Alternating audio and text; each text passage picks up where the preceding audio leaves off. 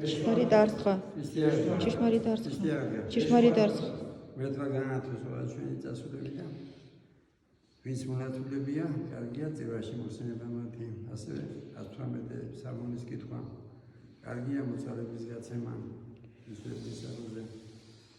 და თუ შენი გარდაცვლილი მონათლები მისახაზე მოწალების გაცემა კარგი, მაგრამ თუ არ გაიგე. რაგაცია თუ არ ხარ დიდარი, მაშინ რა უნდა გააკეთო?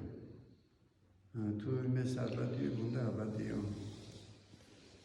აბატიო შენი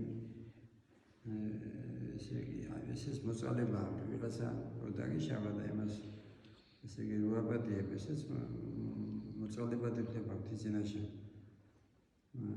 ასევე ეს აია რო ვიღაცას ანუგეში ესეც მოწალება საღან მithumetes პირველი მედობაშია და ეს რატო ხდება იმიტომ რომ ბევრისთვის ხილული არის ბედნიერება ამ დროს თუ მოწმე ხარ მევხვდები რომ ხილული ყველაფერი წამში ხდება გადასვლების შემდეგ და რჩება რა ის კეთილი საქმეები რაც ცხოვრებაში გაიგეთებია და თუ გუნდება ისინი შეგეყარა და თუ არაფერი არ გაიგეთებია ცხოვრებაში გაესწრება რომ აბაზაკი სულ აბაზაკობდა თავის ცხოვრებიდან ბატონო დავიდა 60 დღეში იმიტომ რომ იმ ტანჯვა წამებამ 3 საათიანმა მასკოვის გვეჭი იყო აბაზაკი მიიყვანა ფერიცვალებამდე ფერიცვალე რა მოხდა მესოში მივხვდა რომ ეს არასწორი იყო თითინაში და იდირა და უფალო შემიწვალეობდა წავიდა 60 დღეში იგი მთელი ცხოვრება თუ აბაზაკობდი და არასწორად იცეოდი მეთითინაში არ არსებობს სულ როგორც მეთის პროს კატასტროფის ამასთან წინამორბი და შეინანე ადიება თუ მერცა და თუ მოესწრება კარგია მოსვლის მოყვანა და ასრების ხმათა ზიარება და რაც შეეხება ზიარებას ვეთმა მითხრა რომ ისო ჩემი ისო ნათესავიო ეზიარავ თავისი ანი და გულისდებოდა რომ გადაიცვალო შენ უნდა ებიქრო რომ ზიარების დროს ფიზიკური დარჩენა კი არ არის დედამიწაზე მთავარი შეხედე ვის სოცხალია ფიზიკურად ზოგი ფიზიკურადება ლოტები და წამლით ან ცოდვებშია და მეტმა თუ მოგივინა სნეულება ან შენათესავს მოვიდა წაიყვანა მეტმა აღსარებას ზიარებით მაგრამ მოუთხარი ღმერთსა ვიდრე რომ აღსარებას ზიარებაზე მეტი გარდაცვალების წინ არაფერი არ არსებობს და თუ დაგტოვა და რამდენი შემთხვევები მაქვს აქ მოძღვარიტადი ჩვენთან 30 წელია სიკათრება ქონდა და შემოძებდამდე 30 წელი ცოცხალია და ყოველგვარ დადი ჩვენთან წირვაზე